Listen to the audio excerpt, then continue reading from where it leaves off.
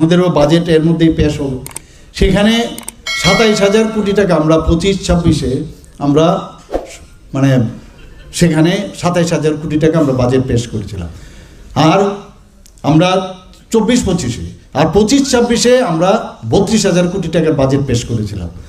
তো এটা কি করে ৪,০০০ কোটি টাকা কিন্তু আমরা জাম্প করে দিয়েছি। অর্থাৎ আমাদের সেই সংস্থান রয়েছে, তবেই আমরা সেটা করতে পারছি।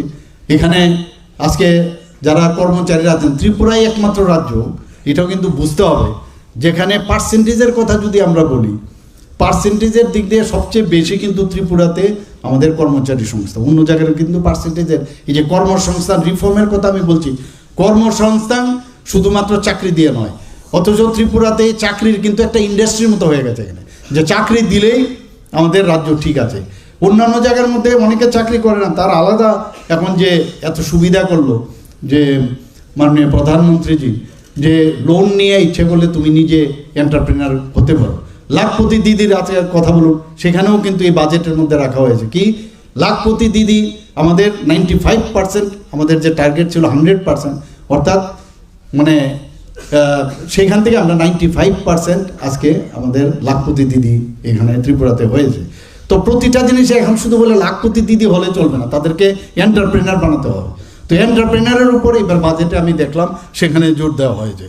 এখানে যে পরিবেশের বিষয়ও কিন্তু সাংঘাতিক। আমাদের জানেন, আমরা সবাই জানি যে পরিবেশ নিয়ে আমরা খুব চিন্তিত, এবং সেই জায়গার মধ্যে পরিবেশের উপরেও কিন্তু অনেক জোর দেওয়া হয়েছে। আজকে যারা কর দিচ্ছেন, এখানে যারা করদাতা তারা কিন্তু বসে থাকে, এবার আমার কি সুবিধাটা হলো, আমার কি সুবিধা হচ্ছে কি না, সেই দিকেও কিন্তু নজর। তো আগে কর যদি ফাঁকি দিত তাদেরকে কিন্তু এই যে রিফর্মের কথাটা আমি অত্যন্ত প্রাউডলি আমি সেটা বলবো, যে এই বিভিন্ন রিফর্মের প্রথম দফায় আমরা যখন মাননীয় প্রধানমন্ত্রীজি বললেন, ত্রিপুরা স্টেট প্রথম স্টেট যেখানে এই রিফর্মের দিক দিয়ে আমরা কিন্তু ফার্স্ট হয়েছি সারা ভারতবর্ষের মধ্যে। এবং চিফ সেক্রেটারিদেরকে ডেকে যখন মাননীয় প্রধানমন্ত্রীজি বললেন যে আপনার এটাকে ত্রিপুরার থেকে আপনি রিপ্রেজেন্ট করুন, কিভাবে আপনি রিফর্মটা প্রথম যে স্থান অর্জন করেছেন সেটা কি করে সম্ভব। এবং সেখানে কিন্তু আমরা পিপিটির মাধ্যমে আমাদের চিফ সেক্রেটারি সেখানে বলেছেন। বলার পরে প্রধানমন্ত্রীজি বলছেন যে अरे अगर छोटा प्रदेश है, ये अगर इस तरह रिफॉर्म कर सकते हैं तो आप लोग क्यों नहीं कर सकते हो। এবং শুধু তাই নয়, বিভিন্ন প্রদেশ থেকে, বিহার থেকে এবং আরও অনেক প্রদেশ থেকে ইনভাইটেশন আসলো আমাদের অফিসারদেরকে যাওয়ার জন্য, এবং অফিসাররা সেখানে গিয়ে দেখেছেন, বলেছেন যে কিভাবে আমাদের রিফর্ম করেছেন। তো এর জন্য রিফর্ম যে বিষয় সেটা কিন্তু আজকে কর দেওয়ার, কর যদি ফাঁকি দেয় তাকে জেলে ঢুকিয়ে দিত। তো এই ধরনের জেলে না ঢুকিয়ে তাকে ফাইনের মাধ্যমে তাকে কিভাবে তাকে স্বস্তি দেওয়া যায়, ভয় থাকবে, কিন্তু এর তুই না যে জেলে পাঠিয়ে দিতে হবে, তাহলে একদিকে তো তার লাভও হলো না, জেলে আমি পাঠিয়ে দিলাম আমারও লাভ হলো না। এই যে রিফর্ম করে সে ব্যবস্থা করলো, সেটা কিন্তু আজকে আমরা দেখতে পাচ্ছি। আর্থিক সীমা যেটা 12 লক্ষ ছিল করমুক্ত আয়, সেটা 14 লক্ষ করা হয়েছে। প্রবীণ নাগরিক যারা আছেন, তাদের যারা প্রবীণ নাগরিক তাদের সবসময় ফিক্সড ডিপোজিট রাখেন, তারা সেই আয়ের উপরে, সুদের উপরে তারা চলেন, এবং সেই সুদের যে টিডিএসের সেটাও কিন্তু 2 লক্ষ টাকা পর্যন্ত করা হয়েছে। তো এই ধরনের সুবিধাগুলো কিন্তু রাখা হয়েছে এখানে। আজকে ডিজিটাল ইন্ডিয়া যে কর্মসূচি, সেটাকে আরও বেশি জোর দেওয়ার ব্যবস্থা আমরা দেখতে পেয়েছি, সেখানে করা হয়েছে। শুধু তাই নয়, যারা বিদেশে যারা থাকেন তাদের জন্য সরাসরি ভারতীয়ের যে কোনো ভারতীয়ের যে শেয়ার তারা ইচ্ছা করলে কিনতে পারেন, এবং সেটা কিন্তু আগে সেটা ছিল না। মূল্য বৃদ্ধি বেড়েছে, বিরোধীরা প্রায়ই চিৎকার করে, কিন্তু আপনারা দেখেছেন যে মূল্য বৃদ্ধি কিন্তু নিয়ন্ত্রণে রাখা হয়েছে। শুধু তাই নয়, মাননীয় আমাদের সভাপতি যে অলরেডি বলেছেন যে 25 কোটি মানুষ যারা আছেন আমাদের সারা ভারতবর্ষে, তাদেরকে এই যে অর্থনৈতিকভাবে দুর্বল, তাদেরকে এই মানে ইকোনমিক্যালি তাদেরকে কিন্তু সামনের দিকে নিয়ে এসছেন। সেটা আরও যাতে বেশি করা যায়, এবার এই বাজেটের মধ্যে সেটা রাখা হয়েছে। আমাদের যে বায়োফার্মা প্রকল্পে প্রায় 10,000 কোটি টাকা রাখা হয়েছে।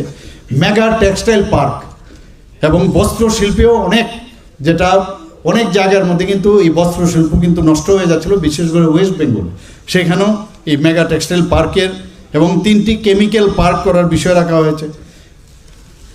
এবং এইভাবে একের পর এক আমি এতগুলো আছে যে বেশিরভাগ ক্ষেত্রে দেখি, আমি যদি এখন বলি, আমি যেটা বলার চেষ্টা করেছিলাম যে অনেক ক্ষেত্রে কিন্তু আমি দেখব যে আমি রিপিট করছি, তো ইউ উইল ফিল বোর। তা আমি যতটুকু পারি আমি কয়েকটা কথা বলে আমার কথা বলা শেষ করব। ইলেকট্রিক্যাল ক্ষেত্রেও প্রায় 40,000 করোড় এখানে জোর দেওয়া হয়েছে। আয়ুর্বেদিক ক্ষেত্রে প্রায় 10,000 কোটি টাকা বরাদ্দ রাখা হয়েছে। 3টি আয়ুর্বেদিক কলেজ রাখা হবে, 3টি এইমস করা হচ্ছে। এমএসএমইর উপরেও আমরা জানেন 2.1 লাখ ত্রিপুরাতে এমএসএমইর মধ্যে যুক্ত। আমাদের এখানে মাইক্রোতে কিন্তু সবচেয়ে বেশি, এখানে স্মলের মধ্যে কিছু আছে। তো সেই জায়গার মধ্যে আমাদের এটা খুবই কাজ আসবে যে 10,000 কোটি টাকা এমএসএমইর মধ্যে যদি এই বাজেটে যেহেতু রাখা হয়েছে, তাদেরকে যাতে ইন্সপায়ার করা যায়, সেই ক্ষেত্রে আরও শক্তিশালী করা যায়, সেটা আমরা এই বাজেটে আমরা দেখতে পাচ্ছি। মেডিকেল ট্যুরিজমের উপর জোর দেওয়া হয়েছে।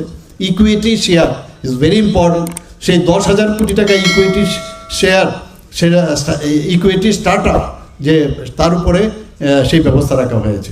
আমাদের ক্রীড়া ক্ষেত্রে যুবকদের জন্য খুব ইম্পর্টেন্ট, সেখানে স্পোর্টস গুডস যাতে আরও সস্তা হয় এবং সেখানে যাতে আরও বেশি উন্নয়ন হয়। এখানে 16,000 সেকেন্ডারি স্কুল তৈরি করা হবে সারা ভারতবর্ষে। এবং যারা কৃষকরা আছেন তাদের স্টেট অফ মেন্টাল কন্ডিশন দেখার জন্য এই বাজেটের মধ্যে আমরা সেটা দেখতে পাই। 16 ফিনান্স কমিশনে যা যা বলা হয়েছে সব কটাই কিন্তু ওনারা এবারের বাজেটে সেটা অ্যাকসেপ্ট করেছে।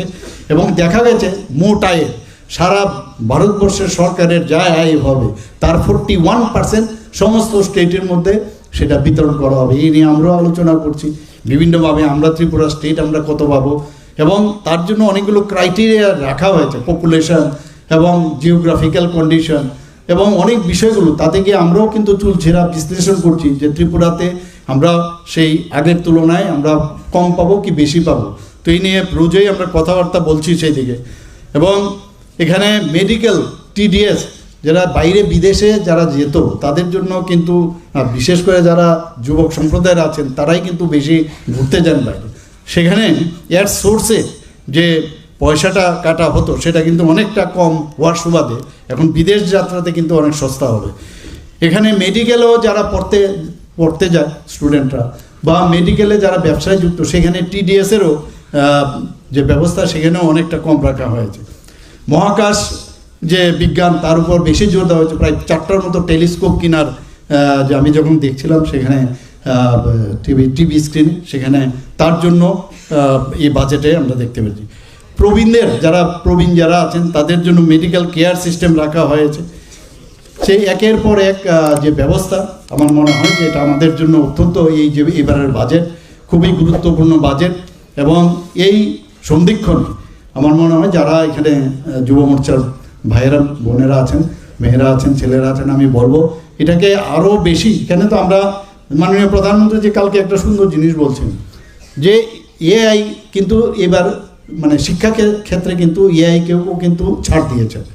অর্থাৎ মানে এআইয়ের উপর ভিত্তি করে যদি কেউ পড়াশোনা করে তাতে সমস্যা নেই, কিন্তু উনি বলছেন যে এআই থেকে তুমি কি জানতে চাও সেটা বলবো।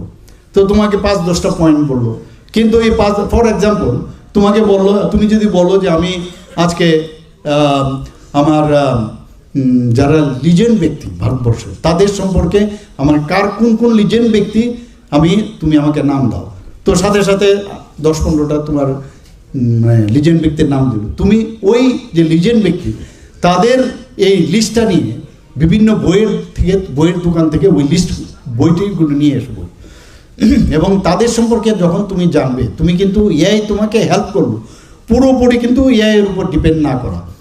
তো এই যে এক একটা জিনিস বলছেন উনি, আমি সত্যিই আমি আজকের এই বাজেটের এখানে আলোচনা হয়েছে, সবাই আলোচনা আমরা করেছি, কিন্তু আমি বলবো যে এআইয়ের উপর ভিত্তি করে এবং নিজেও আরও বেশি পড়াশোনা করে এর বিষয়ে আরও বেশি যদি আমরা আরও জানি এবং সেগুলো যাতে আমরা একদম গ্রাসরুট লেভেলে, কারণ এই হিউম্যান রিসোর্স যারা আমাদের যুব মোর্চার ভাইয়েরা আছেন, বোনেরা আছেন, তারা যদি একটা কথা বলেন সেটা কিন্তু একদম লাস্ট প্রান্ত অব্দি আমরা যেমন বেনিফিশিয়ারি স্কিম নিয়ে যায় সরকার যায়, এই যে এখানে আমি বললাম বাজেট অফ ব্রেনেরও দরকার।